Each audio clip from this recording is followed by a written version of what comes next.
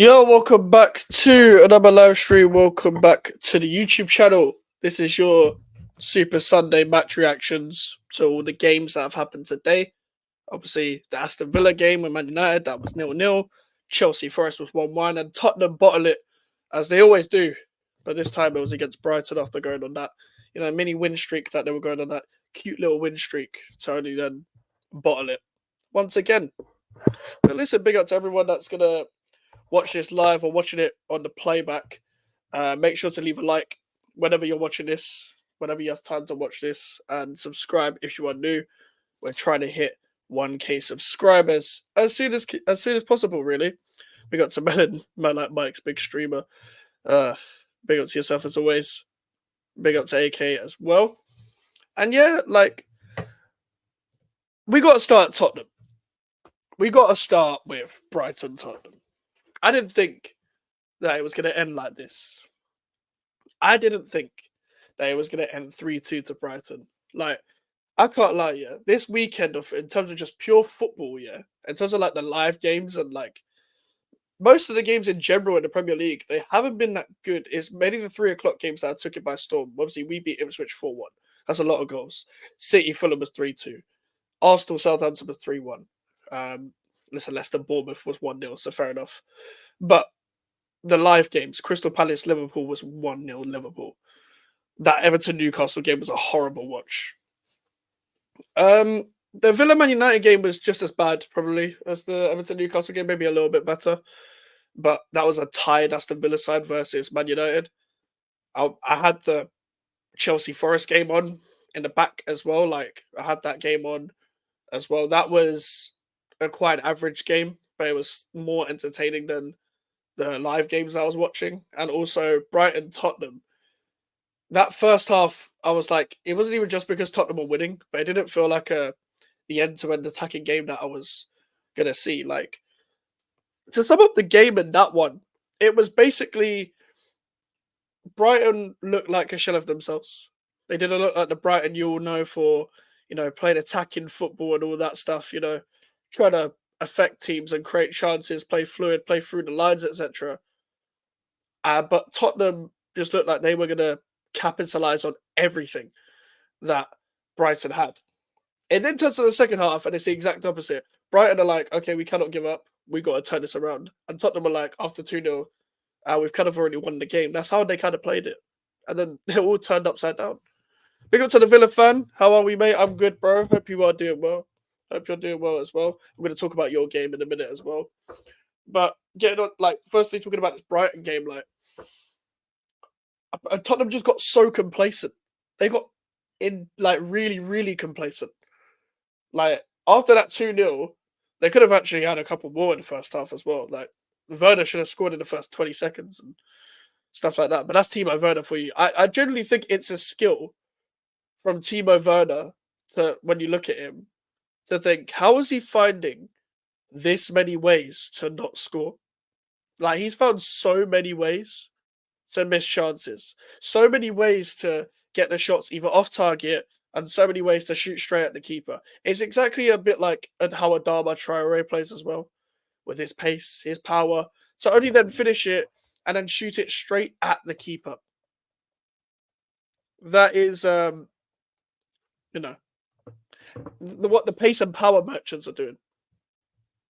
I took a point, to be honest, for as bad as United were. We did struggle at times, but we did have a lot of time players, 3 new injuries, which isn't great.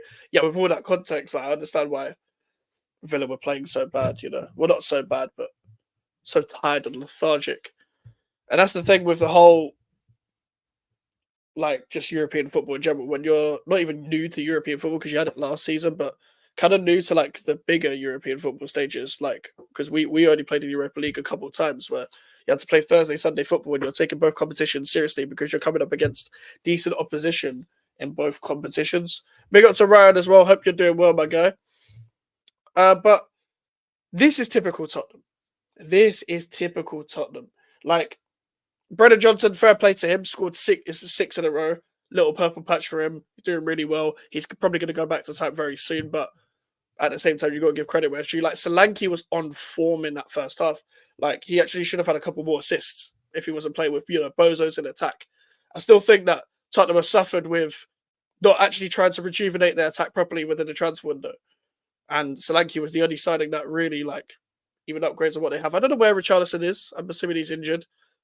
I know Son's injured. I'm assuming he's going to be back for us, which will be typical. But I trust Wan-Bissaka to put up a good fight against Human Son.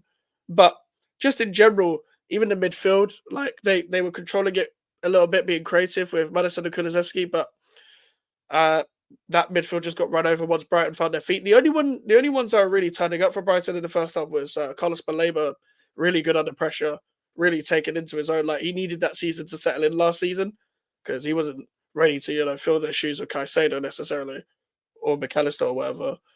And from those deeper positions, it just looked like he wasn't ready.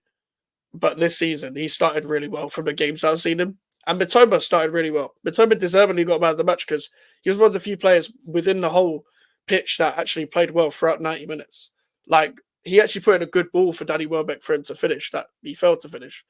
And looking at it in general, it just looked like that it was going to be Tottenham's day where they were just going to run away with it and they were going to wait for the chance for Brighton to struggle with possession. That at one time where Brighton might misplace their pass and then Tottenham can turn it over, run into space and try and finish.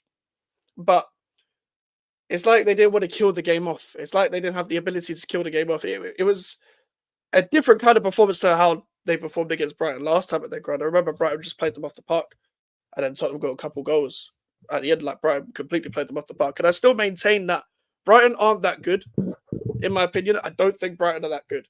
The reason why I say Brighton aren't that good is because when I look at Brighton, they don't look like themselves. They don't look like the same team under how they were under De Zerbi and even Graham Potter because they aren't passing as fluid. They don't look as comfortable in possession.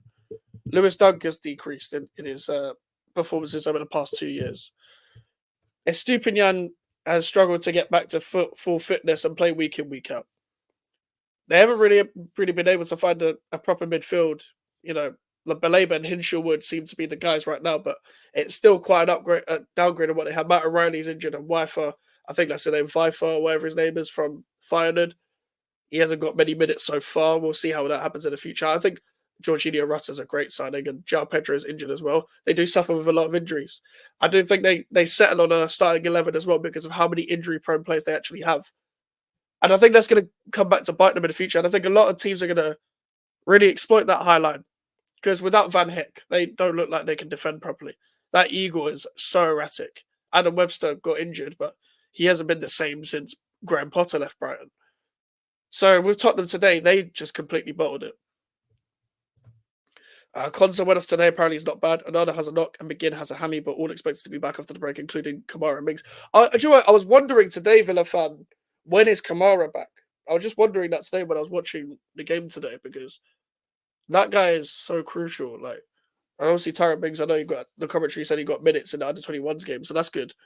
Him coming back. We don't know if any players are going to come back the same when they have long-term injuries, but you'd assume he still has that leadership that's going to help us. But you guys just need bodies back because when your squad is fully fit, and we're going to probably get onto your game now. We'll come back to Tottenham later. What's it called? When your squad is fully fit, you've got great options throughout the whole side of the pitch. When it comes to goalkeepers, defenders, midfielders, and your two strikers that you have. Going on to Villa Man United, obviously that game was a horrible watch, but it was mainly down to the fact that Man United went there for a point. And that's the thing. Man United went to Aston Villa for a point because the manager was under pressure. That is where Man United are at this current stage. Now, people can criticize Villa all they want, and yes, both teams played in Europe. However, Villa put all that energy into the Bayern Munich game and just looked so leggy from minute one. I know Duran is more suited as a super sub, as we have seen technically, but we haven't seen him as a starter yet. Surely I know he didn't even start against Young Boys, but surely there's got to be a game where Duran starts, eventually. You got enough games to rotate your strikers. I'm hearing Kamara looks most likely okay to be back, but Ming's still struggling a bit. But Kamara definitely back after break as he played for under-21 yesterday. That's good. That's good because Kamara is already crucial to the team. I'm just staying on that topic. The midfield today, with Ross Barkley hasn't impressed me so far when playing for Villa. I thought that's still a good signing for your squad, but he hasn't impressed so far. I think you clearly missed Onana today.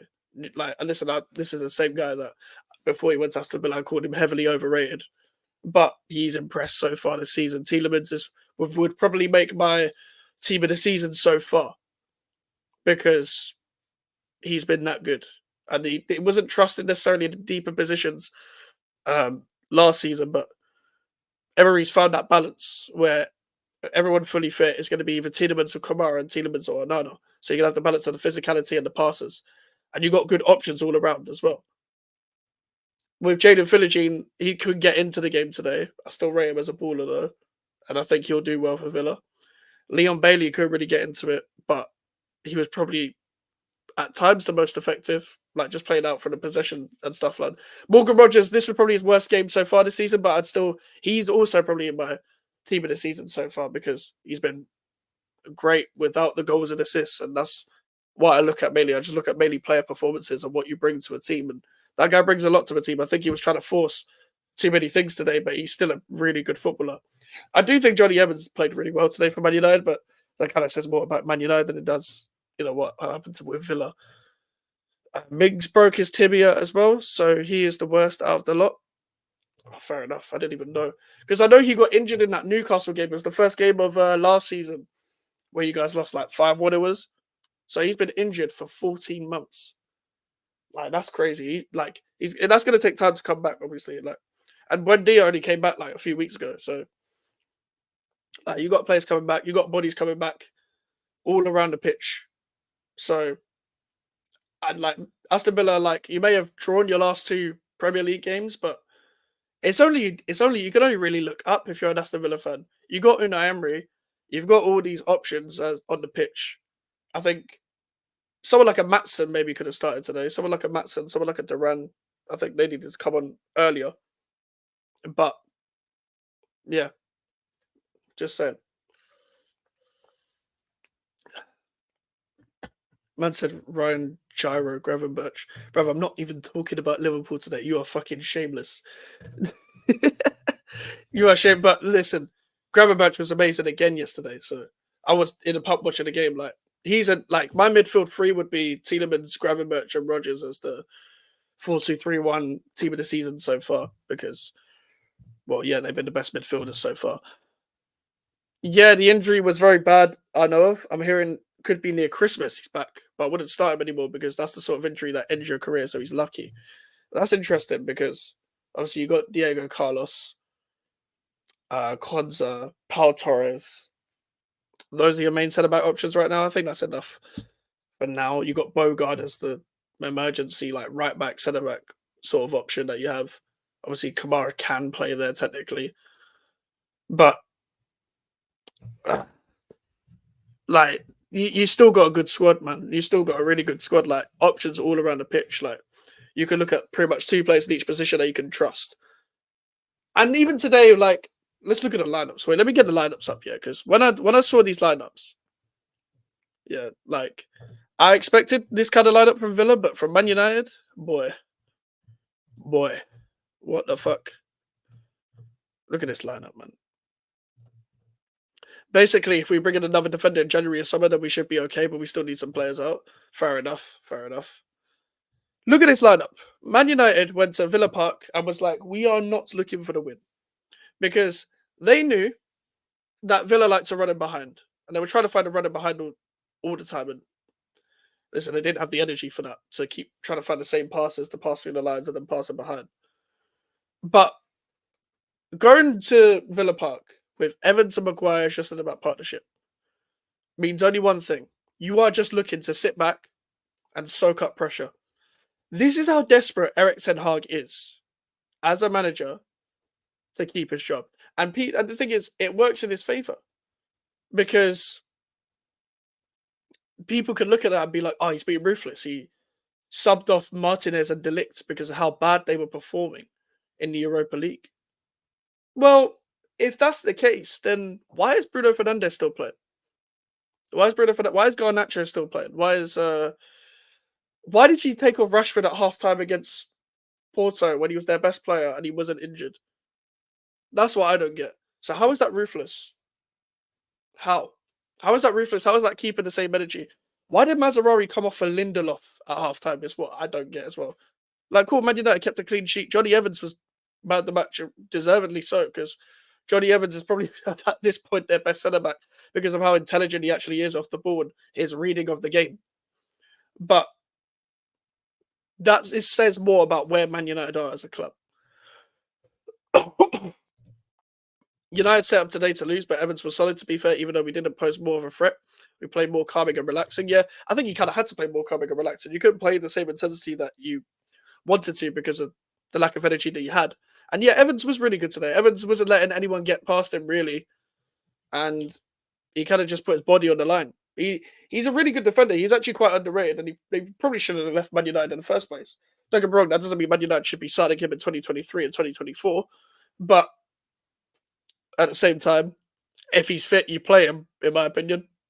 If you really want to like have a good defense to build on, you probably play him for as long as he's fit, because that guy can barely do 90 minutes.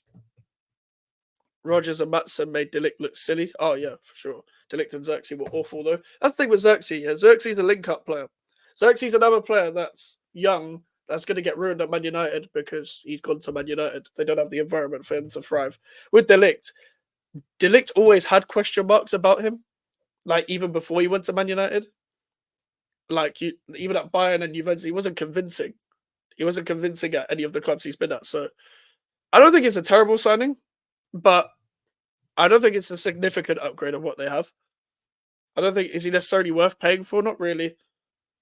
I don't think necessarily he is. Like the thing is with Xerxes as well.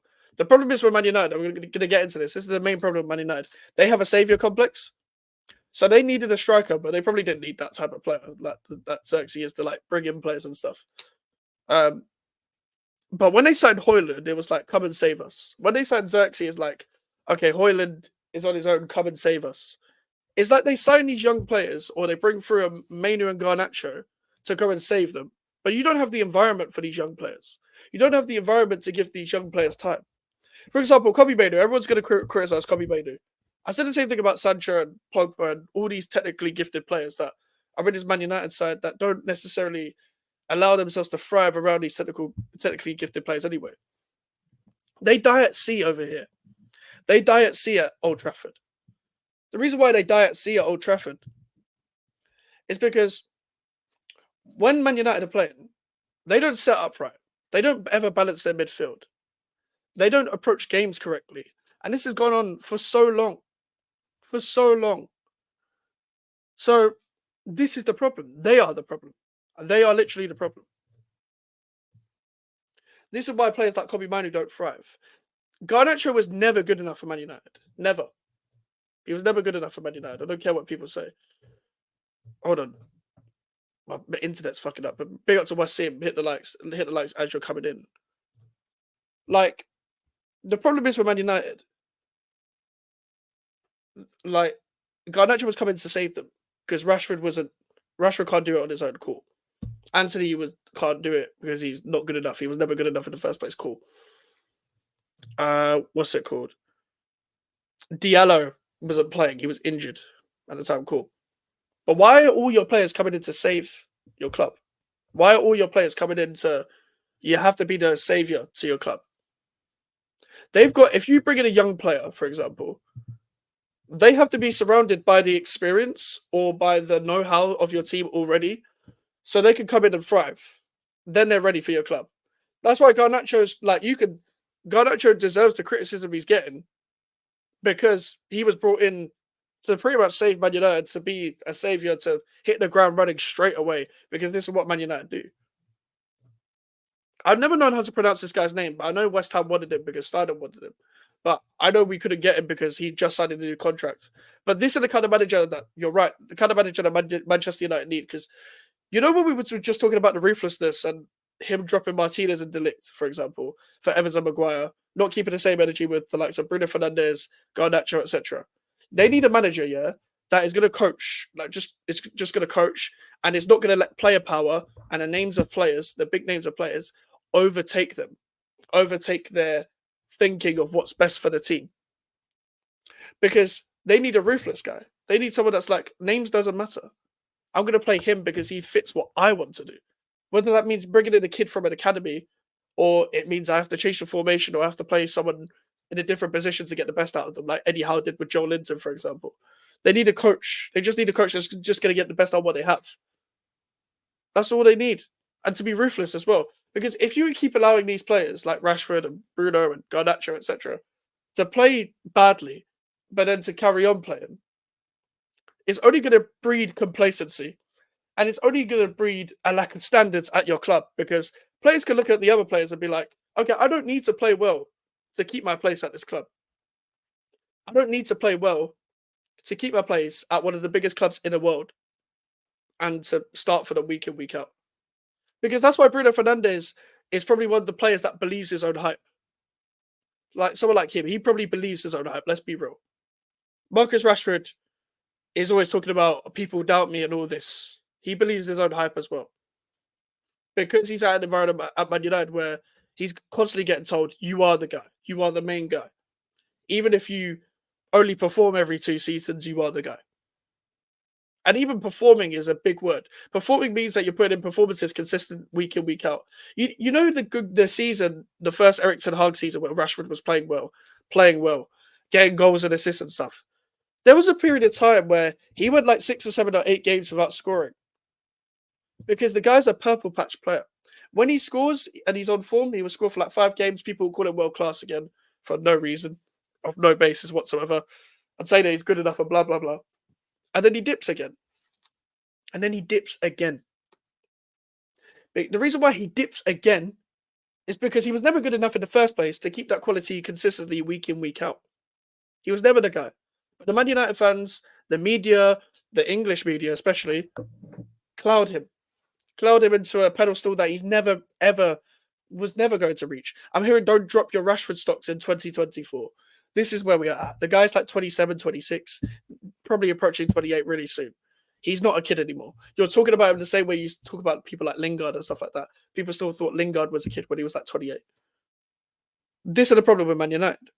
And the same thing is going to happen to Kobbie Mainoo, someone who's way more talented than Marcus Rashford, someone who's way more technically gifted, probably one of the best at retaining a football alongside Christian Eriksen in his prime in that team, just as technically gifted players.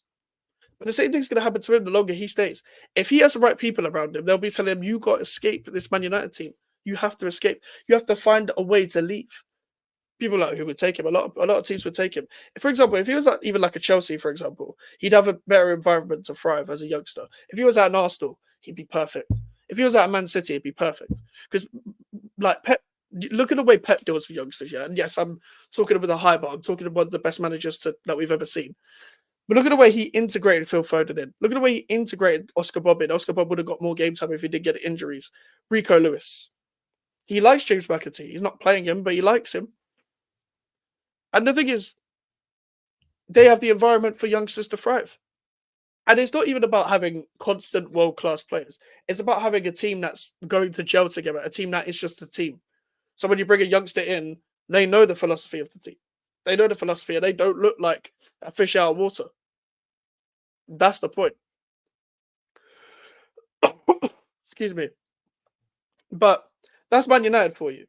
They need a manager that doesn't care about player power, that doesn't care about names, that is going to rejig that whole dressing room. Now, yes, you want to get the big characters on side. The problem is the big names and the big characters on side have been the constant players to let the team down.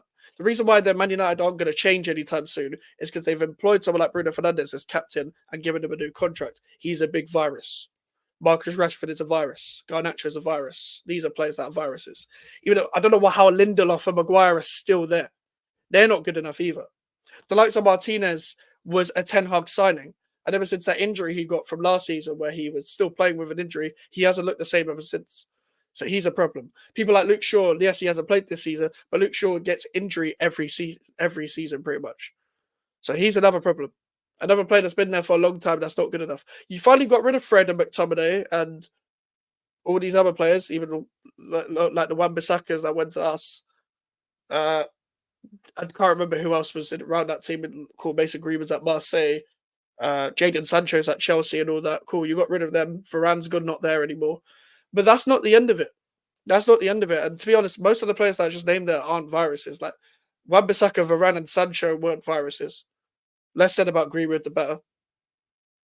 But De Gea's gone as well. You replaced him with Anana. Cool. Anana's not good enough either. Pulls off a couple good saves. Very overrated when it comes to distribution. Nowhere near Edison when it comes to distribution. If we're talking distribution, Edison's the guy, not Anana. I don't know whether he was like this at Inter Milan week in, week out, but he's very erratic. He didn't make any mistakes today, just talking about him in general. Since they've signed him, haven't really seen much confidence with him. It just he doesn't make any sense when I watch him. He doesn't make any sense. Like when I'm looking at him, he just makes brash decisions all the time. All the time. But going on to Villa, like with Villa, maybe I think the only criticism I have at Aston Villa, even though they do have a lot of injuries, maybe Emery does need to rotate maybe a couple players once in a while, like a Matson, like a Durant, just put them in a bit, just so they can take the workloads of other players. Like Luca Digne, I don't know if he can play 3 games a week. Like I think Matson could offer something so much different to what Luca Digne could offer, for example. But that is that game. That game was fucking shit. But Ten Hag isn't going anywhere. I don't think Man United also. Man United fans have got the short-term pain that they wanted. And what I mean by that is, if they had lost to Porto and Aston Villa, they may have had a chance of seeing Erik Ten Hag leaving the club. But because they've drawn 2 games, you know what Man United are like with PR? They will keep that manager there. They will keep that manager there. The reason why they'll keep that manager there is because they drew twice. They just drew twice. They're going to keep him. They will keep him there. And he's going to suffer for another 2 weeks. He's just about survived. He just about survived. Apparently, they're bored of doing some meetings, so we'll see if he leaves in a couple of days. But they're going to have to sit on that for another 2 weeks. I don't know who their games are coming up apart from us. I know they have to come to our stadium. I don't know how that game's going to go. I'd like to think we'd beat them, but you never know with us either. We're very unpredictable. But nothing's going to change. I said this when they beat Fulham, that nothing was going to change. I didn't see anything against Fulham that was this big improvement that these Man United fans were hyping up. I kind of knew that this was going to happen. And also wins against Barnsley and Southampton are not going to fool me. We've seen how shite Southampton are and Barnsley are in League One. But anyway, moving on. I'm going to move on to the Chelsea Forest game. Now, I had that on my phone whilst watching the Aston Villa Man United game. Let me talk about this for a sec, because this is kind of a West Ham topic. James Ward-Prowse, bro. What on earth are you doing? What are you doing? He was already on a yellow card because it was physical problems. Physical problems. Couldn't handle Cole Palmer. He was struggling with Cole Palmer throughout that whole game. He was struggling physically. But also when it got to the situation where he got the second yellow, it's not even about the fact that he grabbed the ball to delay their attack. The problem was the touch to get you there in the first place. It's quite a simple ball to control there. For a professional footballer, you cannot be taking that touch in your position, by the way. You're playing in your position. You don't have any excuses. You're playing in a balanced midfield as well. You're playing in a more balanced midfield than you played at West Ham because he was playing on the left under Moyes for most of the time. Bro, you cannot just miscontrol a ball like that. Grab the ball, delay an attack whilst you're on a yellow card. That is even more stupid than when Trossard kicked the ball away, when Rice kicked the ball away for Arsenal. That is probably the most stupid second yellow card / red card that we've seen all season so far. And listen, Marcus Rashford should have been sent off as well, but for his second yellow card challenge, but he didn't get sent off. Of course he didn't. But Forest as well, they're just so stubborn. They're so stubborn, and they built on such a good defense. And what I mean stubborn is actually quite a compliment, because Nuno knows how to build a good spirited defense. And he approaches games well. They probably went for the draw, to be honest with you. And Matt Sells at the end has got to get a lot of credit for his save. So same as Robert Sanchez. Both goalkeepers really turned up at the end. Both teams could have won it at the end. It's actually a very good game. Very good tactical game. The way Chelsea set up, they can be let down maybe by, I don't know where Enzo Fernandez really fits into this Chelsea side. Because obviously Chelsea technically play a 3-2-4-1, and the only way Enzo can really thrive, well, he actually can't thrive in that system because he's playing as an advanced 8 as part of the 4 behind a striker. I don't think he can play that high up. I don't think he can do that. I also don't think he's helping Jadon Sancho when it comes to linking up. I think Jadon Sancho's actually playing quite well, but he needs players to link up with. So if Maresca is going to switch it up like he did against Bournemouth, for example, where when Sancho came on, Cucurella went further forward to help link up with Sancho, and then Enzo Fernandez, for example, can maybe sit with Caicedo in front of the 3 defenders, or maybe maybe in front of the 3 defenders, maybe just no, in front of the 3 defenders. Yeah, I'm right. And maybe but then again, then someone like Gusto, where's the place for him? Like, I think people like Enzo Fernandez and Gusto is going to be interesting to see where their future's holding that Chelsea side, just because I'm not too sure where they fit tactically. Because Gusto, I think his game's more overlapping. I think Enzo Fernandez is more getting in the 8 roles, trying to dictate play and stuff. Whereas I think Caicedo is perfect for him. It wasn't his best game today, don't get me wrong, but Caicedo's been decent pretty much all season. And that system fits really well for him. He's playing in his position and he's playing this game very well. Someone like Noni Madueke, it wasn't a great performance from Madueke today, but he was still giving that Forest defense hell. He was still being effective because Alex Moreno couldn't handle his pace. It just the end product isn't there for Madueke. I knew that Maresca was going to like Madueke because of the way he used to use Mavadini and Vatawu as the 1v1 wingers against for Leicester in his Leicester side, because Chelsea are pretty much playing like Leicester from last season, but they're a bit more dynamic because obviously they have better players than Leicester did. Like Jackson's better than Vardy at this moment in time. Like Sancho's better than Mavadini. Like Cole Palmer's better than Wilfred and Ndidi. Like Wilfred and Ndidi in the 10 compared to Cole Palmer in the 10, chalk and cheese. The thing is, Cole Palmer was still trying to make things happen. He was still performing well, but it just didn't fall to anyone else today. I think he wasn't helped by his teammates today. Still performed really well. Of course, when I transfer him into my fantasy football team, he doesn't want to get any points. The Mike's curse strikes again. But yeah, it just didn't fall to Chelsea today. It didn't fall to him. But Forest was stubborn in their defence. Good at the counter. Chris Wood, good set piece goal. Listen, Madueke got the goal, but he didn't perform well. But that did mask over his performances, as most players do when it comes to, they perform well, then they perform badly, and then they score to mask over their performance. But at the same time, it's not the most negative result in the world in terms of Chelsea.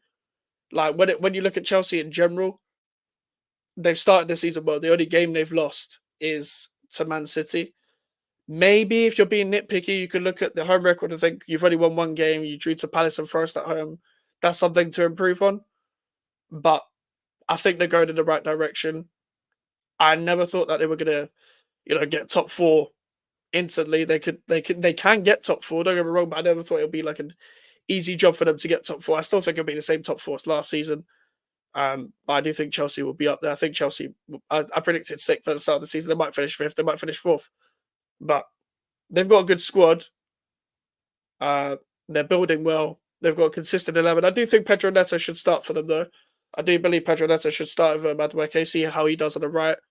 Little Neto, Jackson, Sancho front 3, and Palmer just playing in behind them. I do believe that should be, the starting lineup. If I'm looking at it if I'm taking my West Ham hat off and just judging it from a neutral point of view, I think Neto would upgrade their side massively when it comes to just the general football side of things. He is a very good coach as well. Do you know what it is?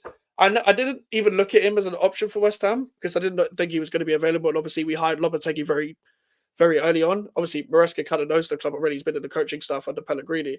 That's someone who I would have loved at West Ham.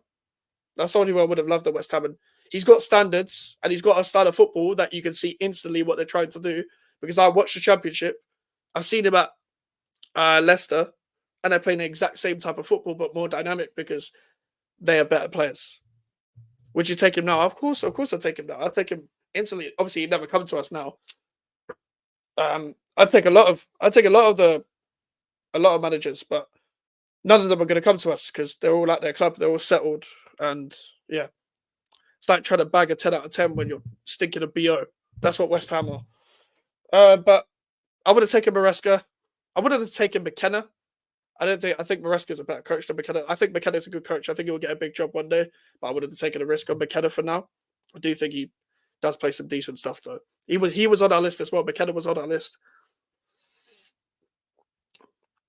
But I decided to get Lopetegui.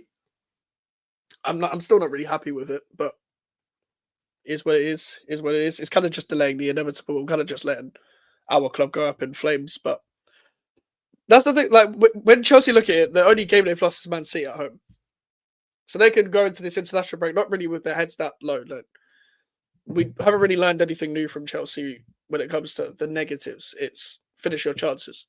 But they've really improved. They're settling on a back four. I know Cucurella and Fofana are both suspended for the Liverpool game. But in general, they've seemed to settle on the back four. And Tosin Adebayo comes in for one of them when one of them's not fit, etc. They like, what do you think? Even like I've just criticised Enzo Fernandez and Noni Madueke, for example. Even though they might not be playing well, they're settled on the team that they like for now.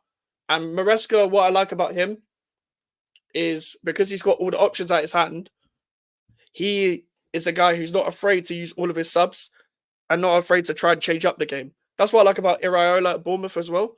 When they try to chase the game, they take off the fullback support wingers. When Maresca's trying to go for a game, he likes to switch it up tactically, tweaks it in his system, in his formation, or he makes a sub. Because he's got options. It's not like he's not one of the managers that gets backed, for example, has all the options, but then doesn't use them. He doesn't use the subs, but he's using the subs. So you got to give credit to him. He's doing well just when it comes to coaching. So just in general, I think he's doing a good job so far. I don't think they can really look at it too negatively. Someone that can though is Ange Postecoglou, because I don't care. I'm going to go back to Tottenham quickly. I'm going to end it on Tottenham because I didn't get to talk about them as much. This, my friend, is called a bottle. It's a West Ham bottle, but Tottenham bottled it today. And this is going to be the problem. You know, when you're 2-0 up, you cannot be that open. When you're 2-0 up, as a player, as a footballer, you cannot be complacent. You've got to be 100% concentrated throughout the whole thing. Van de Ven, is someone who I think, when you're attacking Tottenham, you have to avoid Van de Ven at all costs. Minter didn't care today. He gave Udogie and Van de Ven a hell of a game in that second half. Van de Ven looked like a fish out of water and looked like a complete downgrade from the player we saw in the first half and the player we see in general when it comes to his standards. I still believe Van de Ven's one of the best centre-backs in the league, but he didn't show that today in the second half. Same goes with Romero, who I think is way more rash than Van de Ven anyway. He wasn't good enough. He wasn't good enough in the second half either.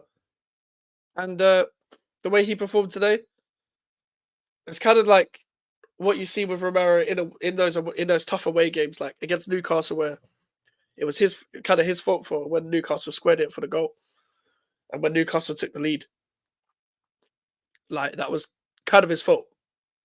But again, today it's the lack of concentration. Pedro Porro, even though the system does benefit him a lot more than it did under Conte when it comes to defending, he's not a good defender. 1v1. If you get any winger that's a really good dribbler, which there aren't that many in the Premier League, to be fair, and take him on 1v1, you'll give him hell. He's not that good. When it comes to 1v1 defending. Very good footballer and very crucial to their system, playing, in advanced positions. I think he suits them really well. I'm not saying it's like a priority to look at right back, for example, but when the other team have the ball, it's a problem. I think less so for Udogie. I think he's improved over the past 3 or 4 games that I've seen from Tottenham. But you could definitely get him. For sure. And this is the problem. Like, those subs that he made for Bissouma and Sarr, they needed to come on a lot earlier because that midfield was getting run over. Brighton clearly looked in the second half. Okay, let's pass a bit calmer. Let's just get the ball quicker. What was great by the Hertzler guy, the Brighton manager, they were that Turkish fullback that they had that were playing left back. I know he's right-footed. That hindered them because he wasn't using his left foot when he should have. But when he put a Stupinian on, a natural left footer, it gave them a whole new sense of balance, whole new sense of creativity, and a new dimension just to try and create down the left hand side. And him and Mitoma have a very good understanding anyway, so that really affected Tottenham as well. And it's like that Tottenham midfield got run over because the Brighton players weren't taking too many touches in the midfield. They were just passing it about, getting the ball into Russell. Russell took that goal really well, by the way. That was probably my favourite goal of the lot. That Jorginho Russell won, the way he found space to score there. Very composed. That's the kind of goals he was scoring for Leeds in the Championship. And he deserves a big move. If he gets consistent game at Brighton, consistent game time at Brighton, then you're going to see more of that. But listen, I'm going to end it there. That's my take on the Sunday games. Big up to everyone that joined. Big up to everyone that's liked the video already. Make sure to like the video if you haven't already. Subscribe if you're new. Social media is in the description if you want to follow me. And an email for the inquiries. I'll probably see you guys tomorrow at 8 p.m. maybe. If not, I'll see you guys another day.